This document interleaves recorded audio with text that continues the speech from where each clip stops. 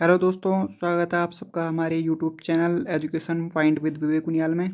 दोस्तों, आज हम जिस टॉपिक के बारे में चर्चा करेंगे वो है क्षेत्रमिति यानी कि मेंसुरेशन। उसका पहला टॉपिक है आयत यानी कि रेक्टेंगल। तो आज हम रेक्टेंगल के बारे में सारी जानकारी लेंगे कि आयत के जितने भी फॉर्मूले होते हैं, आयत का परिमाप, आयत का क्षेत्रफल, आयत के विकर्ण की लंबाई, अंतःवृत्त की त्रिज्या, परिवृत्त की त्रिज्या क्या होगी, आज हम इन सब के बारे में डिस्कस करेंगे। दोस्तों, आपको अगर हमारी वीडियो पसंद आती है तो प्लीज़ वीडियो को लाइक कीजिए, शेयर कीजिए और हमारे चैनल को सब्सक्राइब कीजिए। साथ में बेल आइकन को ज़रूर दबाइए क्योंकि इससे हमारी वीडियोस की नोटिफिकेशन आपको सबसे पहले मिलेंगी। तो शुरू करते हैं हम आज का वीडियो। आज का वीडियो हमारा जो जिस पे बनाया हुआ है रेक्टेंगल यानी कि आयत, इसके बारे में हम पढ़ेंगे। तो सबसे पहले हम आयत के बारे में जानते हैं। आयत कहते किसे हैं, हम आयत को पहचानेंगे कैसे। तो देखिए, आयत एक ऐसा चतुर्भुज है जिसकी आमने सामने की भुजाएं समांतर व समान माप की होती हैं, आयत कहलाता है। ठीक है, यहाँ पे दो शब्द आए हैं, समांतर और समान माप। समान माप का अर्थ तो आप समझ गए होंगे कि आमने सामने की भुजाओं की जो लंबाई होगी वो क्या होगी, समान होगी। ठीक है, जैसे मान लिया कि ए बी सी डी क्या है, एक चतुर्भुज है। ठीक है, तो इसके अगर आमने सामने की भुजा यानी कि ए बी जो भुजा है उसका मान अगर सी डी के बराबर है तो क्या है, वो समान माप की है। और समांतर का अर्थ है कि ए से लेके सी बिंदु तक की जितनी दूरी है, समान अंतर, जहाँ ए से लेके सी बिंदु तक की जितनी दूरी है उतनी ही दूरी बी से लेके डी पॉइंट तक यानी कि ठीक सामने होनी चाहिए उसकी। ठीक है, समान अंतर पे होनी, जब दो भुजाएं होंगी उसे क्या कहा जाएगा, समांतर कहा जाता है। ठीक है, तो आयत एक ऐसा चतुर्भुज जिसके आमने सामने की भुजाएं समांतर और समान माप की होती हैं, आमने सामने। जैसे ए बी भुजा अगर एक्स मीटर की है तो सी डी भुजा होगी आपकी एक्स मीटर, और अगर बी डी वाई मीटर की है तो ए और सी बी ए सी बी कितनी होगी, वाई मीटर की होगी। ठीक है, ऐसा जो चतुर्भुज है उसे क्या कहते हैं, हम आयत कहते हैं। एक और जो परिभाषा है, एक और जो पहचान है वो है आयत की कि इसका जो है प्रत्येक कोण जो है वो कितने का होगा, 90 डिग्री का होता है। ठीक है, प्रत्येक कोण कितना होता है, 90 डिग्री का। आप हमेशा याद रखिएगा। अब पहला जो फॉर्मूला है आयत का परिमाप, तो परिमाप शब्द का अर्थ होता है कि चारों ओर की माप। परिधन माप, परि का अर्थ होता है चारों ओर की माप। ठीक है, तो चारों ओर की माप मतलब ए से लेके बी पॉइंट तक, फिर बी से लेके डी, डी से लेके सी और सी से लेके वापस ए पॉइंट तक की जो कुल की जितनी भी लंबाई होगी उसे क्या कहा जाता है, आयत का परिमाप कहा जाता है। ठीक है, तो आयत का परिमाप कितना होगा, तो ए बी यानी कि ये है चतुर्भुज आयत की लंबाई। ठीक है, तो लंबाई, फिर बी डी यानी कि चौड़ाई, फिर डी सी यानी कि फिर लंबाई, और फिर ए सी कितनी है, चौड़ाई। तो आप इस सबको करेंगे, टोटल करेंगे इसका, तो क्या है आपके पास, परिमाप आएगा, है ना। तो अब आप इसे सॉल्व करेंगे तो कितना हो जाएगा, लंबाई और लंबाई कितनी हो गई, 2 लंबाई, चौड़ाई और चौड़ाई कितनी हो गई, 2 चौड़ाई।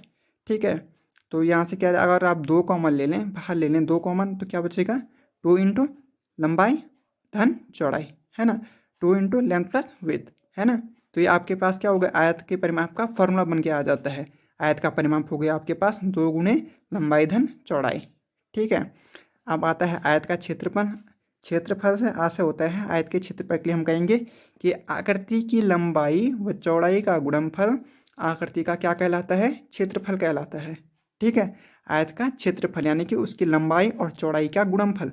तो आयत का क्षेत्रफल क्या हो जाएगा, आयत का क्षेत्रफल यानी कि एरिया ऑफ रेक्टेंगल, वो हो जाएगा आपके पास लंबाई गुणित चौड़ाई, क्योंकि लंबाई और चौड़ाई का गुणनफल क्या होता है, क्षेत्रफल। तो यहाँ से सीधा फॉर्मूला निकल जाता है, आयत का क्षेत्रफल एरिया ऑफ रेक्टेंगल क्या हो जाएगा, लंबाई इंटू चौड़ाई।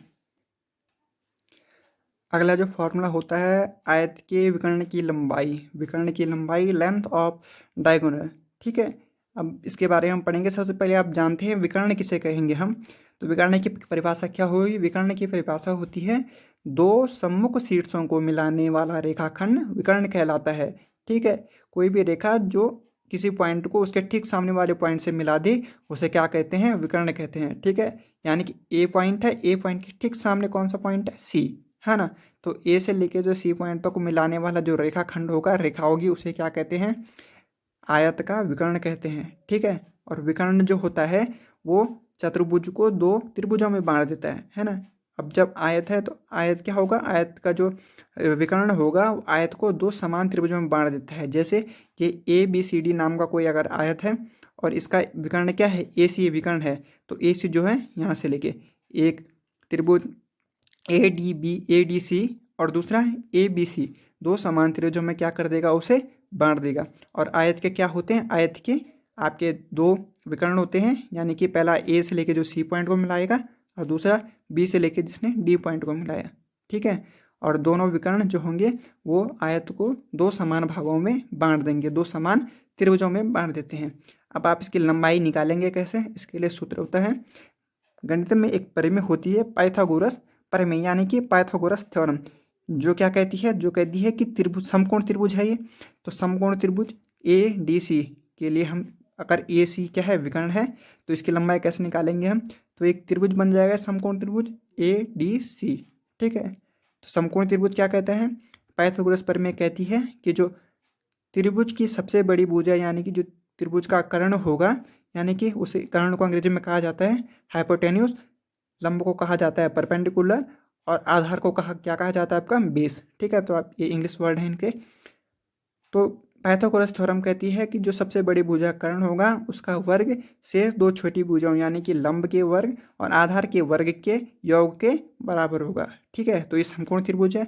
तो यहाँ देखिए कर्ण का वर्ग यानी कि ए सी का वर्ग क्या होगा आपके पास, लंब का वर्ग यानी कि ए से लेके डी डिस्टेंस जो है ए डी भुजा, ए डी का वर्ग धन डी सी यानी कि आधार का वर्ग, ठीक है।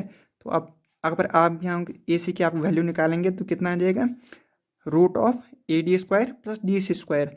अब मान लिया कि ए से लेके डी पॉइंट तक की डिस्टेंस ए मीटर है और डी से लेके सी पॉइंट तक की डिस्टेंस बी मीटर है, ठीक है। तो ए सी क्या है आपके पास, विकर्ण है ना, तो विकर्ण क्या हो जाएगा आपके पास, रूट ऑफ ए डी यानी कि ए स्क्वायर प्लस बी स्क्वायर, जो इसकी माप मान रखी है हम, ठीक है। तो विकर्ण की लंबाई क्या हो जाएगी, root of A square plus B square, जहाँ ए और बी समकोण जो बना हुआ समकोण त्रिभुज होगा उसकी क्या होंगी, भुजाएं होंगी, या फिर कह सकते हैं हम कि जो आयत की लंबाई और चौड़ाई है वो क्या होंगी, ए और बी होंगी। तो आयत के विकर्ण का लंबाई का सूत्र हो गया आपके पास root of A square plus B square, ठीक है। अब आती है बात, एक बहुत ही इंपॉर्टेंट क्वेश्चन है, पूछ लिया जाता है एग्जाम में, कई बार पूछा भी गया है कि आयत के अंतःवृत्त की त्रिज्या और परिवृत्त की त्रिज्या क्या होगी, ठीक है। तो आयत के अंतःवृत्त की त्रिज्या, परिवृत्त की त्रिज्या, अब यहाँ पे थोड़ा देखिए, अंत में से होता है अंदर, तो आयत के अंदर जो वृत्त बने उसकी त्रिज्या क्या होगी, ये आयत का सेंटर पॉइंट है, तो इसके अंदर कोई अगर वृत्त बनेगा ठीक बीच में तो कुछ इस तरह से बनेगा, है ना। तो कह रहा है कि अंतःवृत्त की त्रिज्या, यानी कि त्रिज्या का अर्थ होता है कि वृत्त के केंद्र से लेके वृत्त के परिधि तक, यानी कि बाहर जो बाहर है यहाँ तक की दूरी, जिसे आर कहा जाता है, उसे क्या कहते हैं, वृत्त की त्रिज्या। तो कितनी होगी अंतःवृत्त की त्रिज्या, अब आप देखिए यहाँ से लेके यहाँ तक की डिस्टेंस कितनी होगी, ए सी यानी कि आयत की चौड़ाई है ना, और ठीक सेंटर में ये पॉइंट है ना। तो यहाँ से लेके यहाँ तक की जो लंबाई होगी वो कितनी होगी, यानी कि जो वृत्त की त्रिज्या होगी वो कितनी होगी, आयत की चौड़ाई का आधा। तो अंतःवृत्त की त्रिज्या होगी आपके पास हाफ ऑफ चौड़ाई, यानी कि चौड़ाई का आप आधा कर देंगे तो क्या होगी, अंतःवृत्त की त्रिज्या, ठीक है। और परिवृत्त की त्रिज्या का आशय है कि अगर परि यहाँ से बाहर की तरफ बने, अगर आयत के बाहर की अगर चारों कोनों को मिलाते हुए अगर एक वृत्त बनाया जाए तो उसकी त्रिज्या कितनी होगी, तो उसकी त्रिज्या कितनी होगी, बीच यानी सेंटर पॉइंट से लेके जो विकर्ण का जो कोना है, यानी कि वही कोना है ना, वहाँ तक की जो लंबाई, यानी कि आपको आर त्रिज्या ज्ञात करनी वो कितनी होगी। तो आप देखिए ए से लेके जो डी पॉइंट है ये क्या होगा, आयत का एक विकर्ण होगा, और ये जो त्रिज्या है वो कितनी है, सेंटर यानी कि आधा है ना, विकर्ण के आधे लंबाई है। तो परिवृत्त की त्रिज्या क्या कहलाएगी, परिवृत्त की त्रिज्या कहलाएगी हाफ ऑफ जितना उसका विकर्ण है, डायगोनल जितना है उसका, डायगोनल होता कितना है, अभी बताया था a square plus B square diagonal की क्या होती है, लंबाई होती है। तो डायगोनल की लंबाई ए स्क्वायर प्लस बी स्क्वायर, और हम कर देंगे उसका आधा, तो कितना हो जाएगा, half of root A square plus B square, ये होगी परिवृत्त की त्रिज्या, और अंतःवृत्त की त्रिज्या होगी हाफ ऑफ चौड़ाई, ठीक है। तो दोस्तों ये थे आयत से संबंधित सूत्र।